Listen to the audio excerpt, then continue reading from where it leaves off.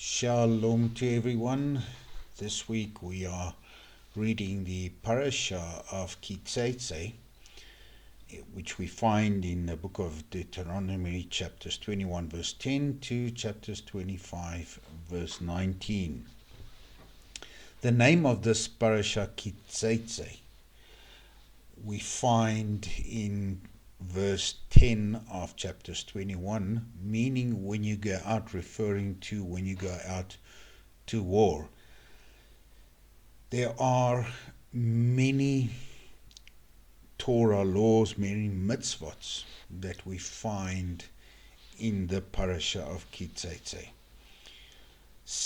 Actually 74 of the Torah 613 commandments are in this parasha, which includes various laws, the laws of a beautiful captive woman, the inheritance and rights of the firstborn child, or the firstborn son, talks about a rebellious son, the burial and dignity of the dead, returning of a lost object, sending away the mother bird before taking her young, the duty to erect a safety fence around the roof of one's home, and various forms of kilayim, forbidden mixtures of plant and animals.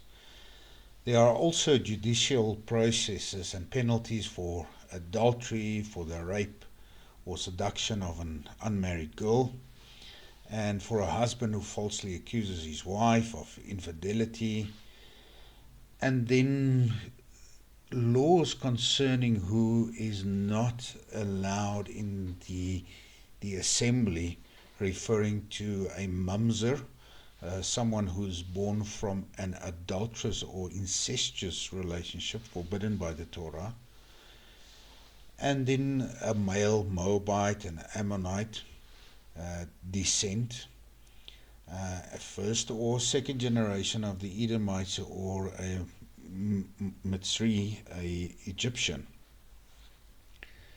So in a nutshell, the parasha outlines all these various topics, quite a lot of topics covered in this parasha section.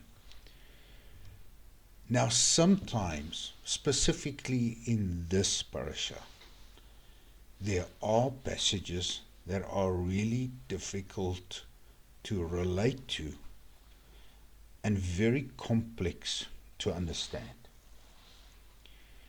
And I would like to not deal with all the topics.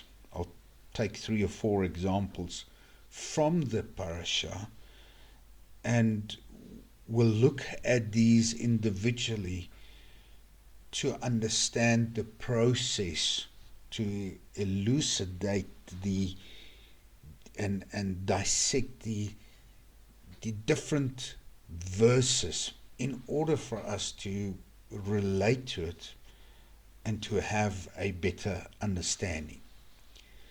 And we understand that there are, when it refers to chukim, the Torah laws, as some of the laws are chukim, it talks about decrees and mitzvot that transcend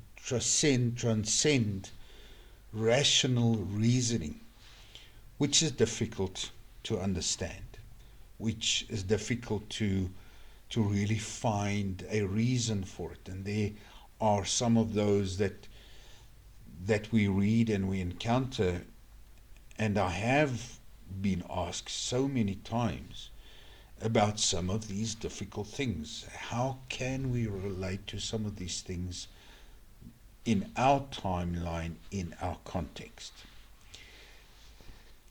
Galileo said something very interesting, saying all truths are easy to understand once they are discovered.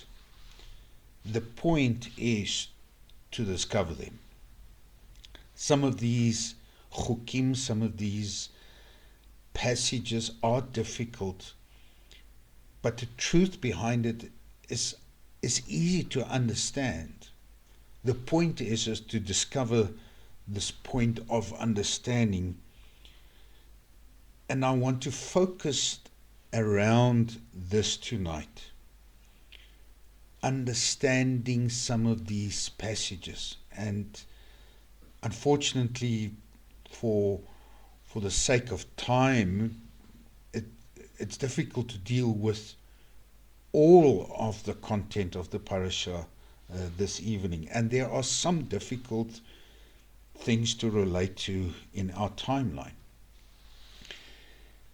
Devarim 4, chapter 4, verse 5 says, "See, I have taught you laws and right rulings as Hashem my Elohim commanded me."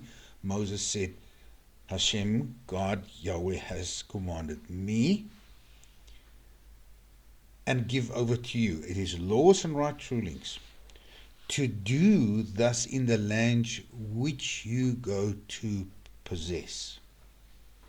So it gives us a hint that some of these things that have been given to Moses to relate to the nation of Israel is because they are in a process to go into a land that they are going to possess. And then verse 6 says something very interesting, which we find that even in today's perspective, people find it very difficult to relate to this verse. And he commands, and he tells the nation of Israel, "And you shall guard them and do them, for this is your wisdom and understanding before the eyes of the people, who hear all these laws, and they shall say, only a wise and understanding people is this great nation." So we understand that Moses tells the nation of Israel is that when you go into the land which you will possess, and you will do these laws and these right rulings before their eyes, they will turn around and say, what a nation full of wisdom and understanding are these people. And they are a great nation. If we relate to today's environment, in our own environments, we find that people say exactly the opposite. When we teach about Torah laws, and when we live some of these Torah truths in our lives, people say the opposite. They are saying that you are not full of wisdom, and you do not understand that you are under a curse, and that you are actually blind. And this is the difficulty in relating some of these verses.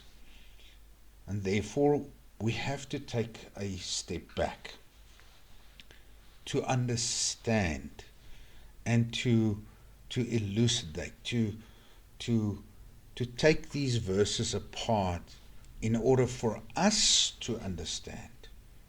Because if we understand, if it's difficult for us sometimes not to understand, then we can also excuse people from the outside that does not know us, that does not know the Torah, that perhaps have never read the Torah and have never understood the Torah laws, for them to utter these words that it's full of wisdom. So it's difficult for them to understand, and it's difficult for us to understand, then I can almost say it's understandable.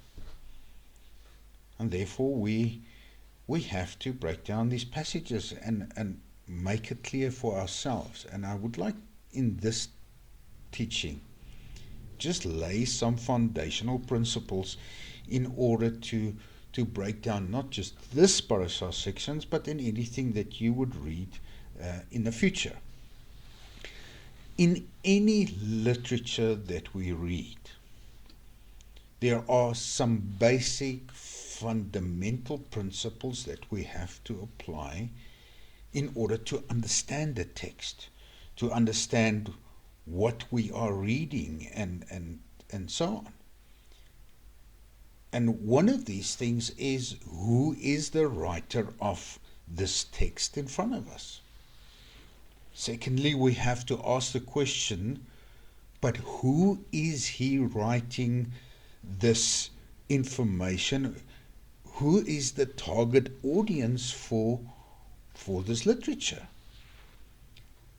And thirdly, what is the subject? What are we talking about? What is the writer conveying and talking about? What is the subject of his text to the target audience? And fourth, the first three principles are basically let's say the core principles. The fourth one is a purpose of this message. What is the writer trying to achieve in this passage? And if we could understand it, what he is trying to achieve in this text or this passage for the target audience, we can then also apply this into our own lives. But before we can do that, we have to also understand the context in which it was written, the time period. We understand that some of these things are, and circumstances and the context is not the same today than it is many years ago. The wars are being fought differently. Captives of wars are being treated differently. So there are some of the context in timelines which have changed. Some of these contexts just are not applicable or applicable, if I can say applicable in our timeline, because of some civil regulations being put by certain countries.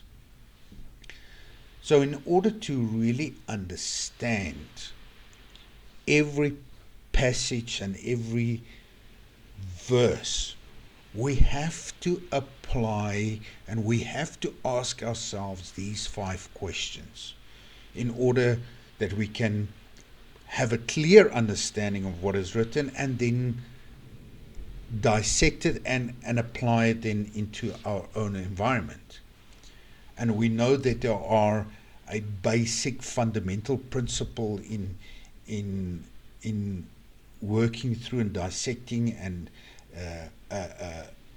exegesis in the scripture, specifically from a Hebrew culture which is called the Pardes, meaning Peshat, Remes, Dirash, and Sod. Now, Peshat means the plain, simple meaning. Now, when we look at a text, it can never be different. Our understanding of the text cannot be vastly different from the plain, simple meaning of the text. Therefore, we can only start at looking at the plain, simple meaning of the text to the audience it has been written to. We have to have a hint and an allusion in the text regarding timelines or moods or atmospheres or even the culture in order to just have an underlying understanding of the audience as well as the writer. But we have to start at the plain, simple meaning in order before we can actually continue and have this meaning behind the text that we can apply in our lives. So let's look at the book of Devarim and ask ourselves, who is the writer? Now we know that Moses wrote the first 5 books of the Torah. Devarim is a record of the final words of Moses. And the book begins in the final weeks of Moshe's life because he's not allowed to enter the promised land. His target audience is not the nations around the world, the known world at that stage. His target audience in front of him is the nation of Israel. They are in the 40th year in the desert after wandering in the wilderness for so many years, and it was in a time period just before they enter into the promised land, the land of Israel. So some of these things that we are read are then directed to the nation of Israel because they are going into the land of the promised land of Israel. The subject of this book of Devarim, the book takes the form of a leader giving a loving, yet sometimes a fiery farewell speech to his people. And Moshe pleads, he reasons, and he provides sermons, preaches, using every tool imaginable to convince us, and now if I say us, the reader, because we also find this, but to the nation of Israel to stick to the commands of the Torah.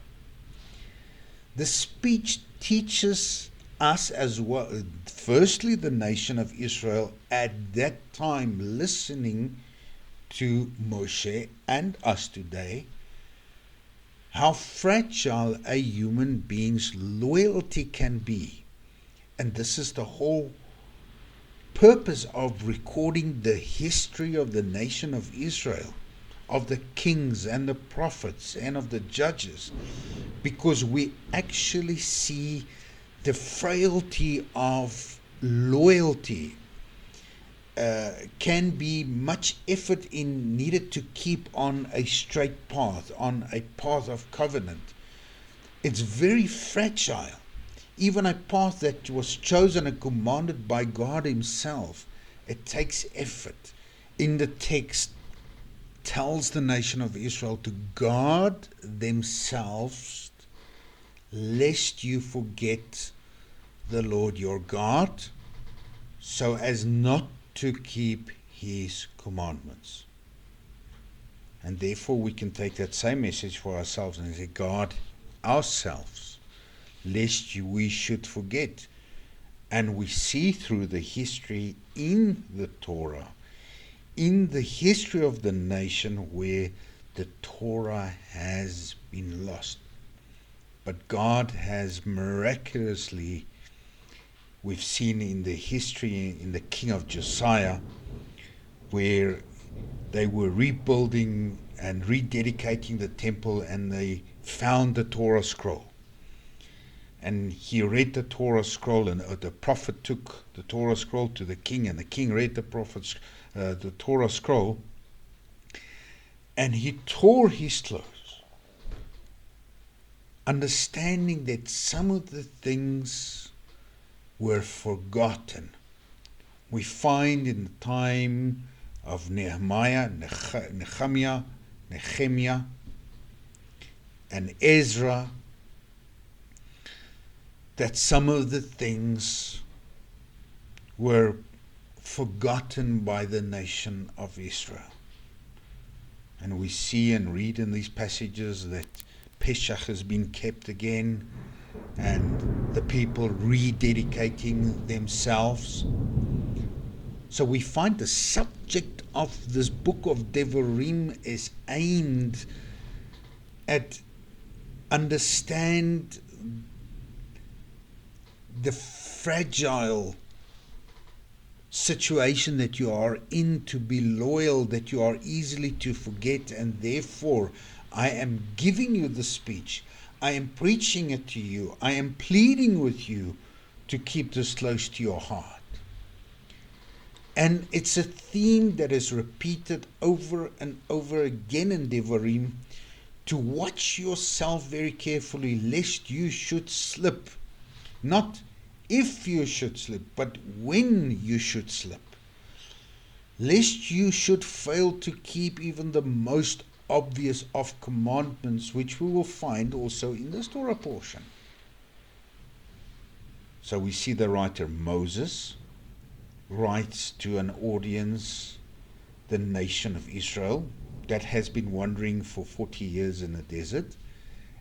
And the subject of his message to the nation of Israel is over and over again: watch yourself, be vigilant, keep what I have told you today, the laws and the right rulings that I give you today. Keep it in mind, lest you should forget it, lest you should slip, lest you should fail. And the reason and the purpose of this message is that the nation of Israel should know who the Lord their God is, who gives them this land, who gives them life, who has led them through out of the wilderness, from out of the land of Mitzrayim, out of Egypt. And therefore we understand that in Devarim 6, chapter 6, he says, Shema Yisrael Adonai Eloheinu Adonai Echad. Your Lord God is one. He's the one and the only God. So the purpose of messages is to reinforce this oneness before Israel, that there are only one God. And we see that Devarim is a repetition of this covenant relationship, this covenant laws of the Torah. And although there are new commandments that we find and counted here in Devarim, there are many passages that seems to only be a repeat of ideas and laws that was before in the Torah. So we see it's Devarim is known also as the Mishneh Torah, a repetition of the Torah, trying to sharpen and to remind the nation of Israel of all these laws, the purpose of the message. And these are to be directions in how to conduct themselves in a life and in a society in the promised land that has been given to them. But this time a bit different. It's surrounded by other nations, idol-worshipping nations. Therefore, purposefully driven, saying, do not forget who your God is. Do not forget who has brought you out of the land of Egypt. Do not forget who has sustained you in the wilderness. Even if you were rebellious, I, Hashem, your God, have been faithful to you. And then the context in which the book of Devarim is written, we find the book was written in 1406, 1405 BC. So it is completely in a different context than we are living today. So when we read any story, any passage from any book, we tend to form a mental picture of what we are reading. And our mental picture today, when we read any literature from many centuries before, we do not seem to create that same type of mental image. Thinking about that even the poorest person today in this timeline have more luxuries in their life than the richest king many centuries ago would be able to have. Things like just a flushing toilet. Things like water coming out of a tap. Things that was only destined for the most luxurious and richest person are available for almost every man on the street today.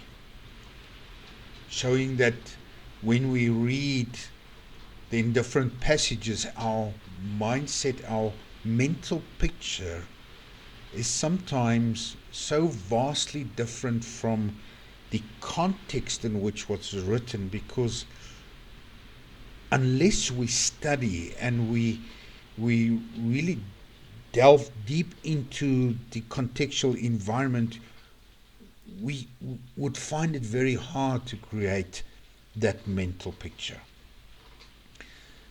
So when we refer back to the book of Devarim, the context is that Israel was wandering in the wilderness for 40 years, remembering that they were slaves, remembering that they cried out at some stage in their life unto God, and God said to Moshe, I heard the cries of my people.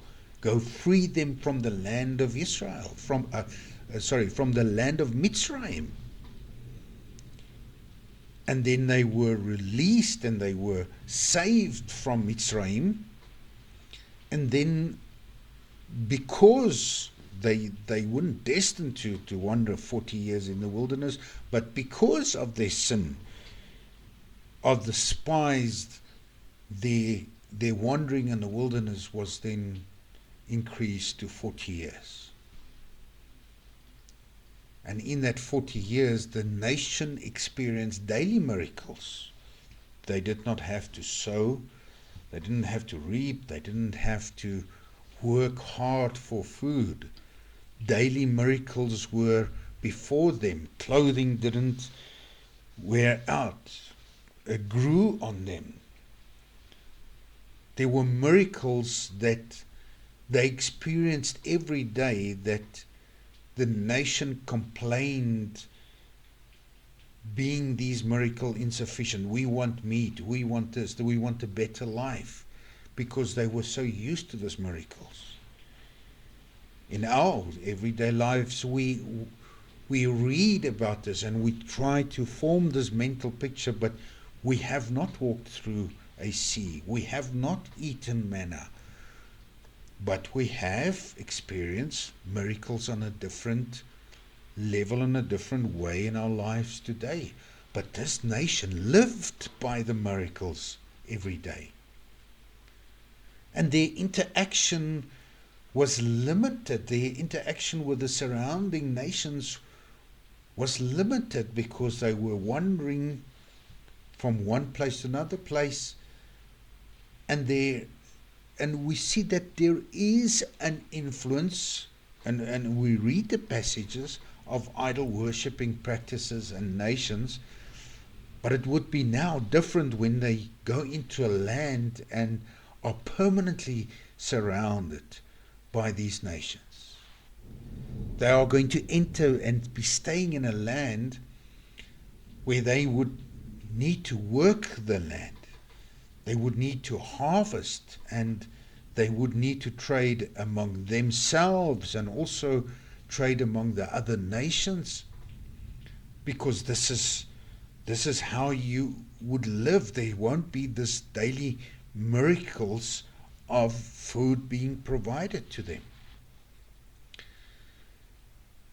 For the first time, because they are going to live in a land, a promised land, there is going to be an establishment of a social and economic laws and society for the land, and while they are in the land, built with rules and regulations to maintain this justice and righteousness within the land. Each 12 tribes of the 12 tribes, each will receive their portion of the land. They would be scattered. They would then interact with each other. There would be things that we read in the Torah portions. There would things happening between the nations, other nations, and even within the nation of Israel. Things that shouldn't happen are going to happen. and therefore there must be a basis for justice and righteousness. And this is what God provides the nation of Israel. A platform, a direction, a foundation for this justice and righteousness. They are living now permanently in a land surrounded by neighbors with questionable moral practices, and the Torah alludes to, do not let your children, do not sacrifice them like the nations. Do not sacrifice them in fire. So there are questionable moral practices and idol worshipping practices that they will be surrounded, and they will be influenced, and they will be trading with these nations. But before all that, there is a period that Israel will now be entering a period of war. A period of conquering the promised land. And together with war and together with the conquering of the land, there are laws for justice and righteousness, which we'll also find now in this Parashat Ki Teitzei. So with this in mind, I would like to take 3 or 4 passages and just work through the context, work through the different contextual ideas, these 5 questions. So let's start with the passage in Devarim 21, verse 10. First, we are going to take all these 5 factors into account: the writer, the audience, the purpose, the message, and then the time context.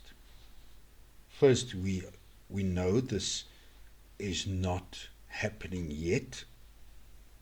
Moses is saying to the nation of Israel, when you do go into the land and you are in a war, this will happen.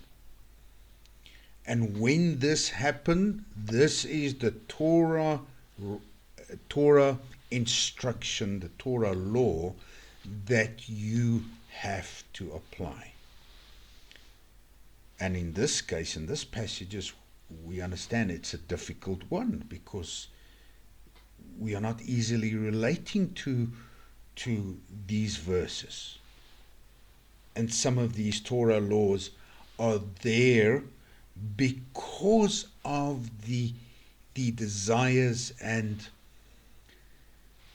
the shortcomings of Adam, of Ish, of man, and therefore some of these laws had to be put in place. So we understand that the message here is that even in a time of war, there will be justice and righteousness, even if it's for an enemy or a captive or various other circumstances.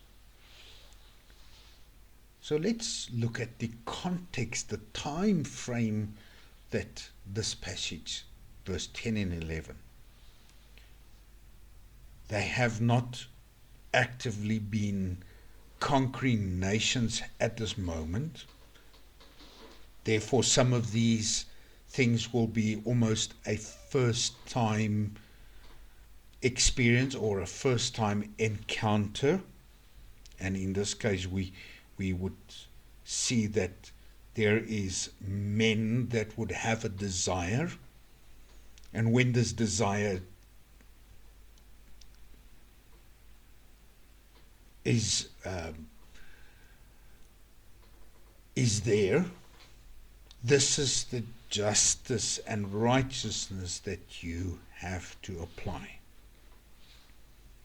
So when we look at the context here, we see first, we have to remember that it wasn't just a case of conquering a nation.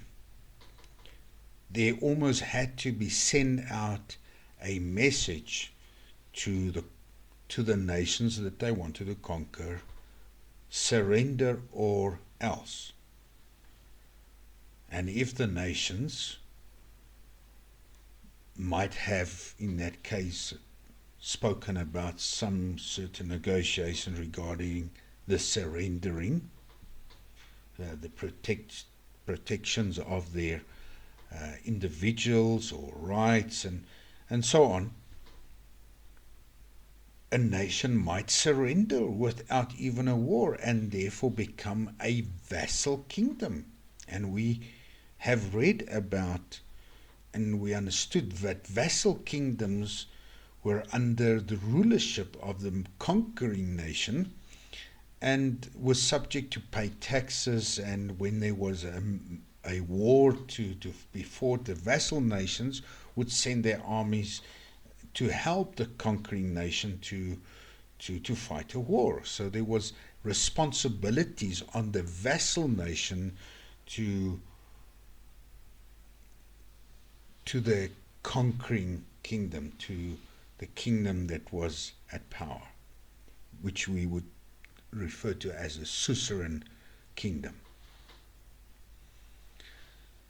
So the text gives us, when you take the field, so when you take the battlefield, when you go in war against your enemies, the text gives us an indication that this process of surrendering, this process of negotiating, is not successful, and the nation have declared themselves an enemy of the nation of Israel, and therefore are in full war.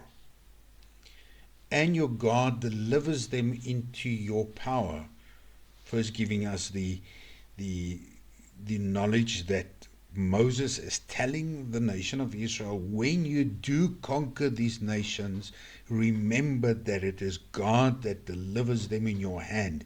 It is not by your strength. And when you take some captives, now we know that sometimes they fight a war bit by bit, and they take some towns and they take some areas and some land, and in war times there are captives, there are prisoners of war. And as even today there are rules and regulations and some laws concerning when you have captives, when you have prisoners.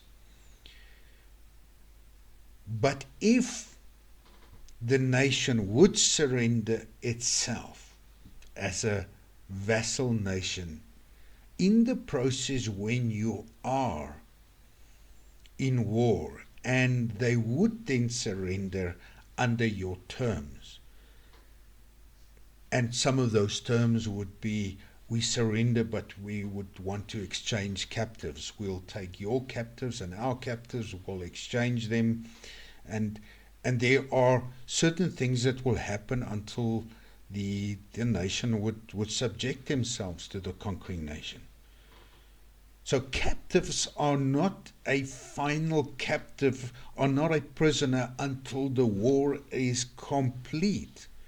While the war is still being fought against your enemy and there are captives, you are not allowed to perform some of the actions. You're not allowed to mistreat them. There are certain things that you are not allowed to do your captive, and this is what the Torah is alluding to, is that when God delivers them in your power, when you have conquered them, and then you take some of them captives. So they were not in a process of surrendering.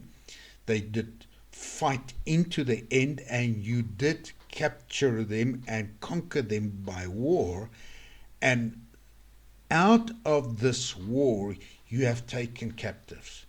And then you see, only then, when you see a beautiful woman and you desire her, and would take her into your household as your wife.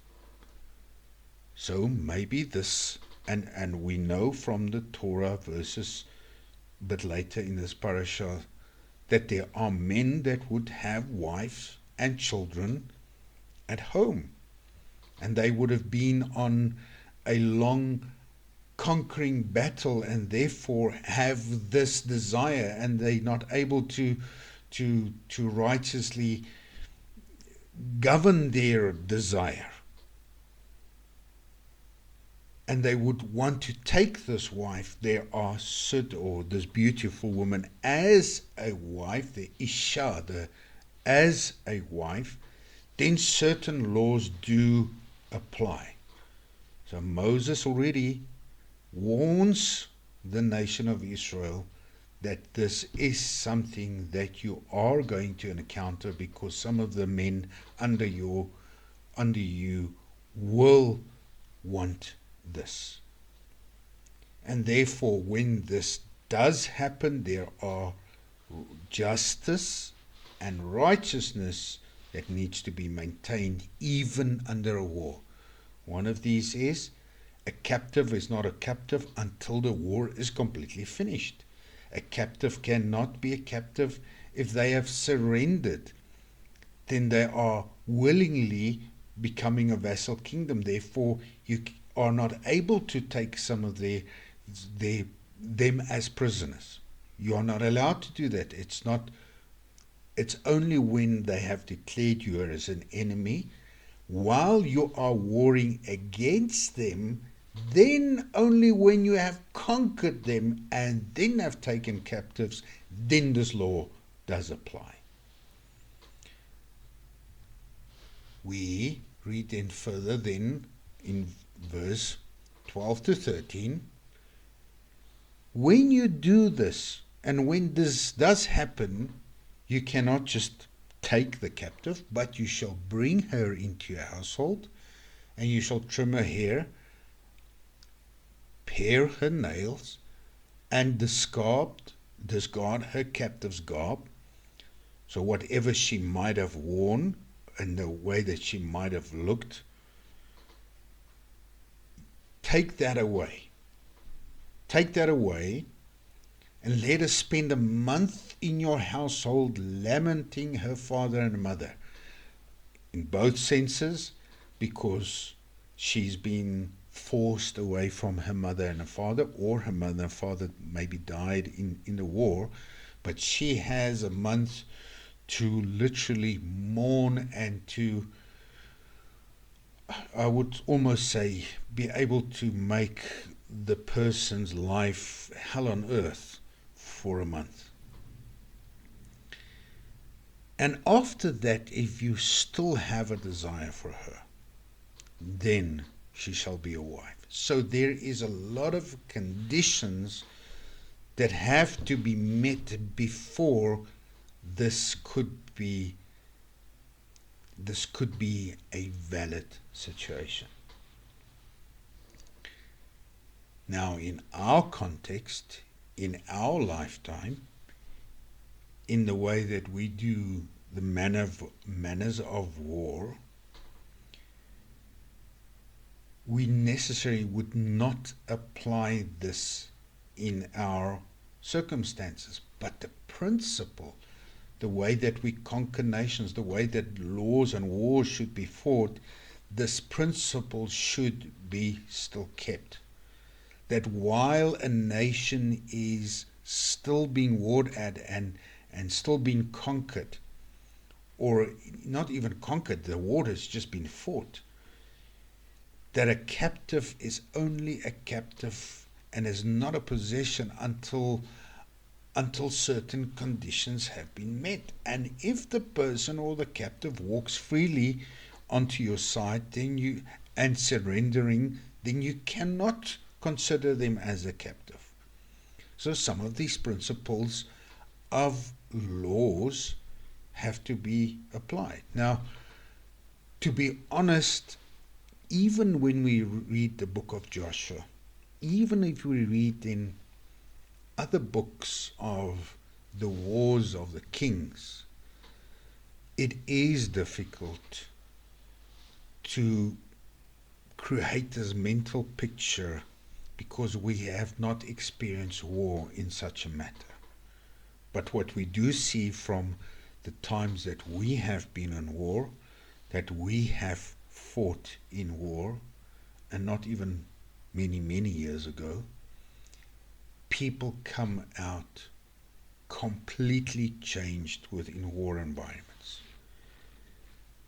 Mental vision, mental attitudes, the mental state of a person is completely different.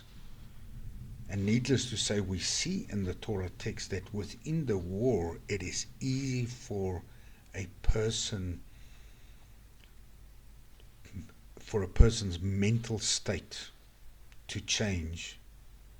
And therefore God warns the nation and gives this nation already that in war times there must still be compassion. There must still be justice. There must still be righteousness. And the passage does not just stop there, but it's alluding to something different, that if you do give in to this desire, and if this does become a reality in your life, remember this is not happening yet. It's been given to the nation of Israel as a message from Moses, warning them of the repercussions of certain things that they would give into then.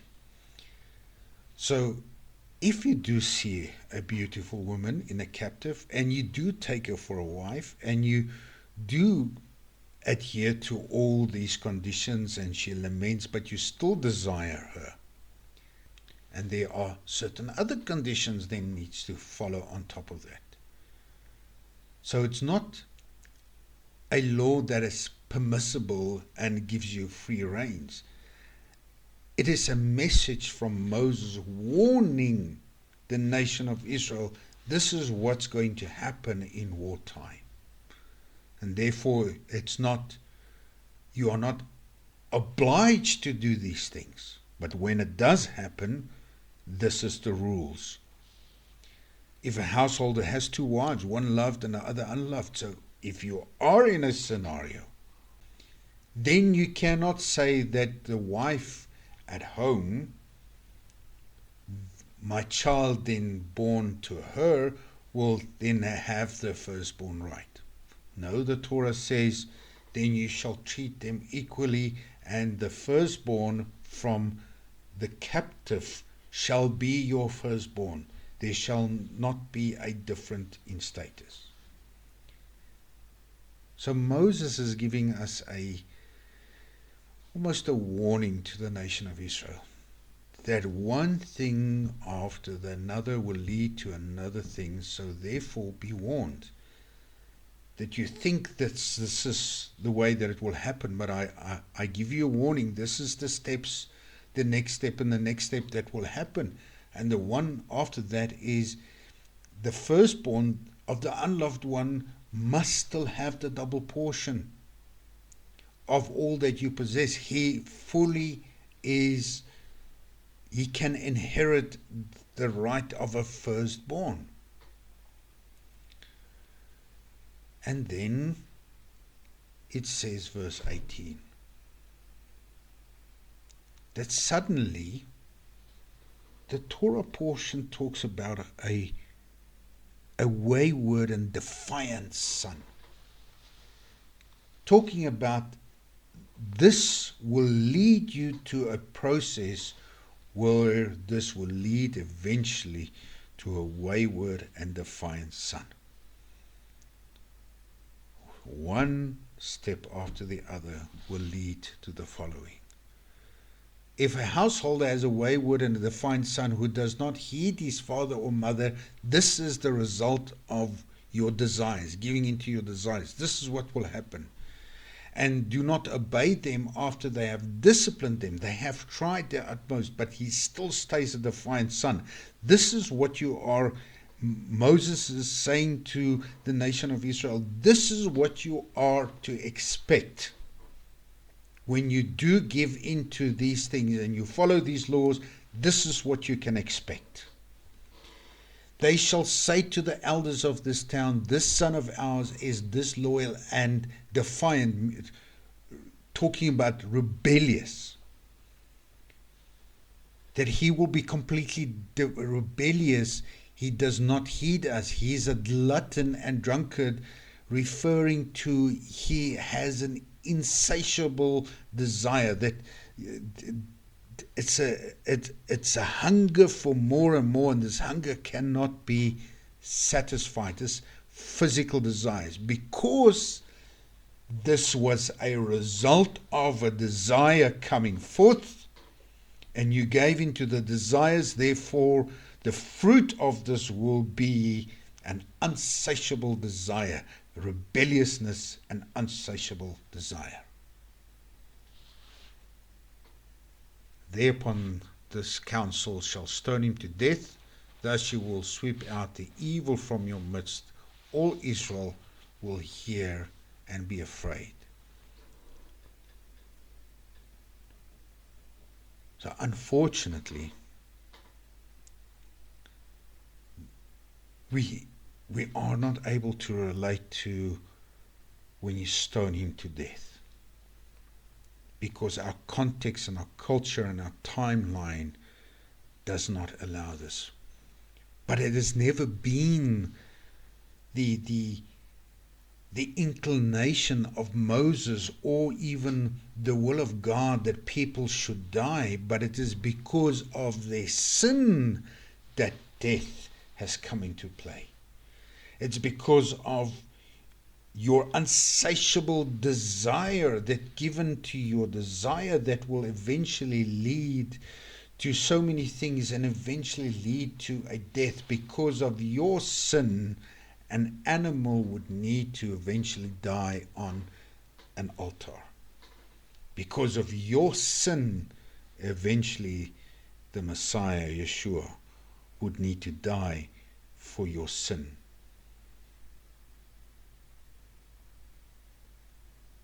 Therefore, we see that understanding this passage is not providing a law that gives you the right to do what you want, but it is giving you law and warnings that if you do give into this, this is what the laws you have to abide to. But already I'll give you an indication of what will happen. And we see the same principle when God and when Moses tells the people, and when you do desire and ask for a king, not that if you ask for a king, is when you ask for a king, he must not be a king of many wives. And he gives all these rules and regulations. Not that God wanted Israel to have a king, but when you do give into your desires and you do have a king, this is the rules and regulations that the king of Israel needs to abide to him. He has to write the Torah scroll himself. He needs to abide these rules and regulations in his heart. And when he does not, then we see the history of the kings of Israel, the kings of Judah and Benjamin. We see the result of that. We take another passage, for instance, which we do not relate to today,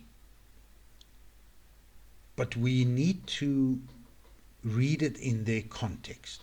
If along the road you chance upon a bird's nest, in any tree or on the ground. Therefore, it gives us an indication that he's not at home, he's on the road somewhere, and he chances upon a bird's nest. It's not that he is looking continually, going out today to look for a bird's nest. When you are in a chance upon a bird's nest in any tree or any ground with fledglings or eggs, and the mother sitting over the fledgling or the eggs, do not take the mother together with her young. Firstly, it tells again Moses is telling the nation of Israel, when this happens to you. And why is this Torah mitzvot so important? Because it is classified as one of the least mitzvot, the smallest mitzvot that you can do. But it is one of the two laws or mitzvots that is connected with prolonging of life. Let the mother go and take only the young, in order that you may fare well and have a long life. So we see that Moses says, when this happens to you, I want to tell you what you need to do. Let the mother go. And we have seen, and there's a lot of commentaries explaining that when you let a mother go, the mother will not fly away. The mother will come back to protect her eggs. She might sit in a tree close by, and she will make a lot of noise, and she'll do what she needs to do to defend her territory. And only when the mother realizes, but there is no, let's say there is no positive outcome to this, the mother flies away and let the eggs go, then, only then, can you take the eggs. So while the mother is on the eggs, you cannot take the eggs. While the mother is around and defending for her eggs, and she fights for her eggs, you cannot take the eggs. But only when the mother goes completely, then are you only been able to take the young or the eggs. The message for this is compassion in the smallest details, for the smallest things. We said in various previous times that man has got the ability to think great and big and have vast ideas. But it's only recent, when we started with molecules and we started with science, where we can look at an atom level, that we have really started seeing details in small. But previous to that, man can dream big, but the smaller it becomes in his life, the more importance it is. So small things are not important in man's life. There's the big things in life. But God is telling us something different. He's telling the message, he's telling Israel, reading this before going into the land, that the smallest thing is things that do count before God.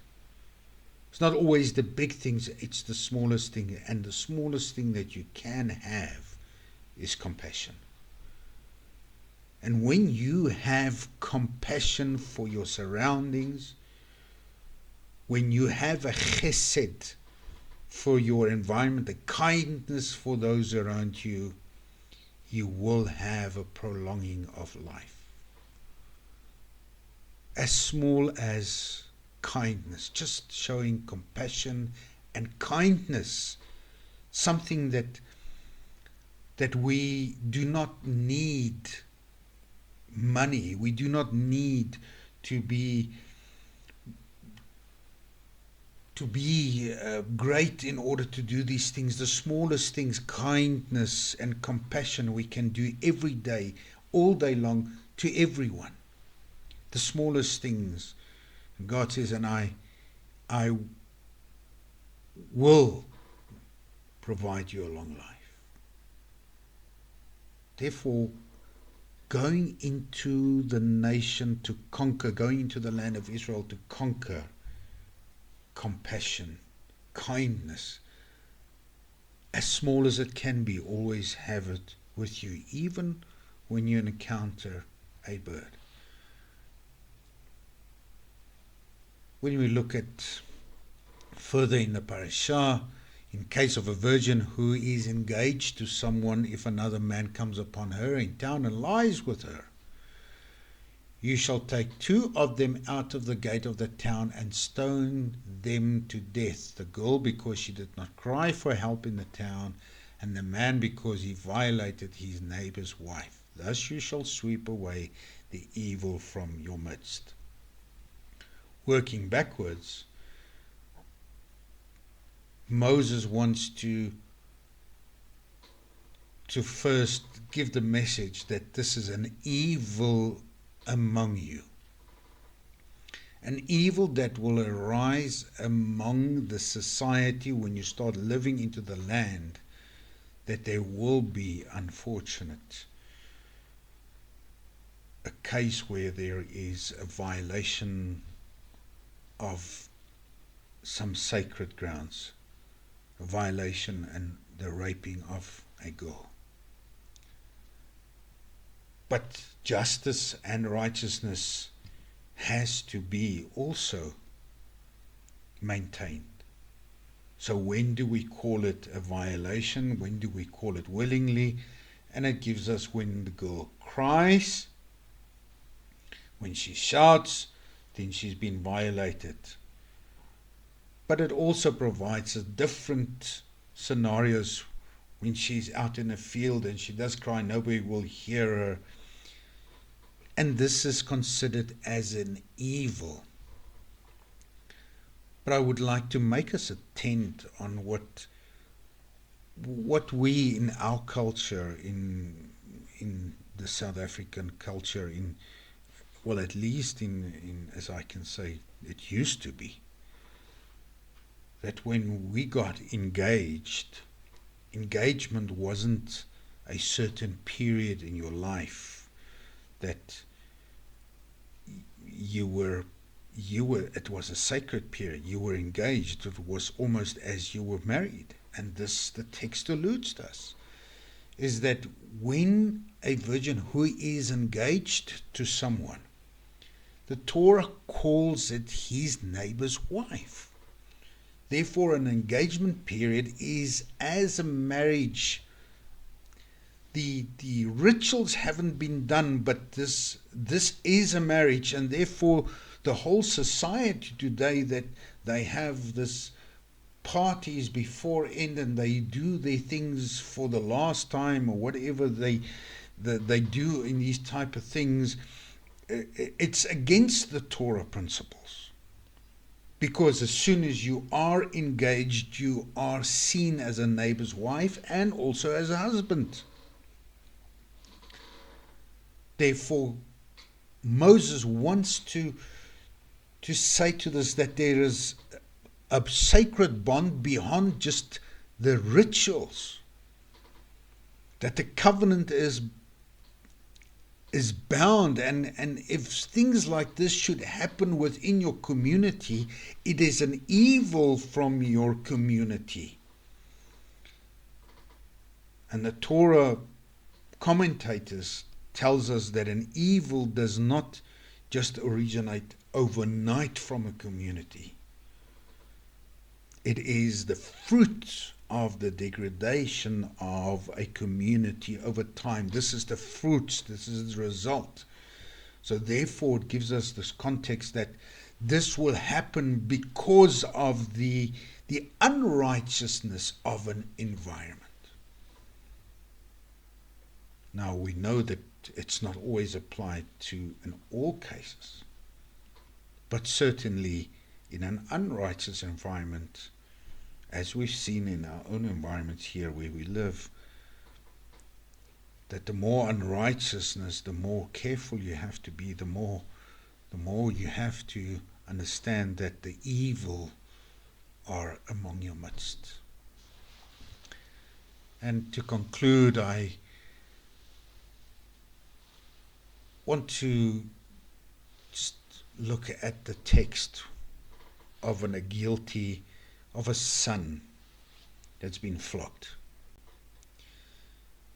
And it says, if the guilty one is to be flogged, the magistrate shall have the person lie down and shall supervise the giving of lashes by count as warranted by the offense.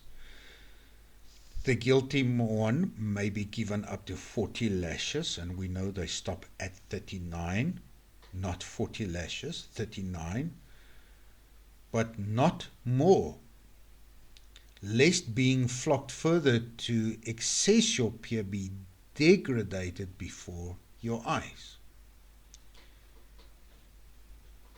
So Moses got a message here for the nation of Israel. That he talks about the guilty one. Now we'll see that the Hebrew word here is rasha, harasha, the wicked. If the wicked one is to be flogged, so we know that there's investigations been done in the previous Torah, there's investigations to be done, a principle that investigations has to be done, the witnesses has to be listened to.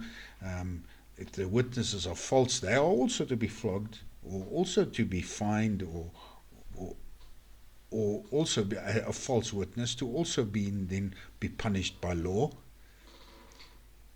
But if the guilty one is to be flogged, so if the wicked one is to be flogged, the magistrate shall have the person lie down and shall supervise the giving of lashes. So it is, as some of the commentaries have said, and I think we've all been guilty sometimes, that when you do something out of anger, it is sometimes uncontrollable. And therefore it says the magistrate shall have the person lie down and shall supervise the giving of the lashes. It should not be done out of anger. It should be supervised. It should be controllable. So the wicked one needs to be given lashes by control. And therefore, counting is a measure of control. It's not just of hitting. It's a hitting and counting. It's a controllable punishment. And it says, then the guilty one, the wicked one, may be given up to 40 lashes, but not more, lest being flogged further to excess your peer. Now the Torah gives us that word, your peer, is achicha. It's actually your brother be degraded. That when the wicked one, when he is in guilt, he is called a rasha, he's called a wicked one. But when he has gone through the process of judgment and has been punished, then he reverts back to the status of your brother. If the Torah text alludes to this fact, how much more us today, that we pray, forgive our sins as we forgive those who sinned against us. That we must forgive a person as the Torah, the justice system says that you are wicked, but when you are being punished, then you return to the status of your brother are degraded before your eyes. So understanding passages in this context, it doesn't make it easy to understand it. It makes it perhaps easier to relate it into our time context. It does not take away all the other questions. It makes some of these Torah laws still a chukim, understandable. It's just above our understanding sometimes. But necessary, the Levirate marriage. When your brother dies and your wife, or when you die, or your eldest brother die, there's a Levirate marriage. The wife needs, or the eldest one, then the wife needs to marry the brother. It's not necessarily something that applies today and should be applying today. And we know among the communities that it is already a principle to to deny that, because there are certain contexts that just changed in our lifetime. That we are not in a time of war, we are not in a time of conquering a new land, but the shadow and the message of each Torah law and the principle still applies even in our day and in our time. And therefore, the reading of the Torah passages again and again and again just brings us a hint every time that we read it again, that there are new things to discover. Proverbs 1 tells us, the Proverbs of Shlomo, Solomon, the son of David, for knowing wisdom and discipline, for understanding the words of understanding. Proverbs 1 tells us it's just not a case of I give you words of understanding. It's a binah and a da'at. It's really a chokhmah, a wisdom and understanding of the words of understanding, for receiving the discipline of wisdom, which I believe we've received in the Torah portions. Righteousness we have received. Right rulings and straightness we have received.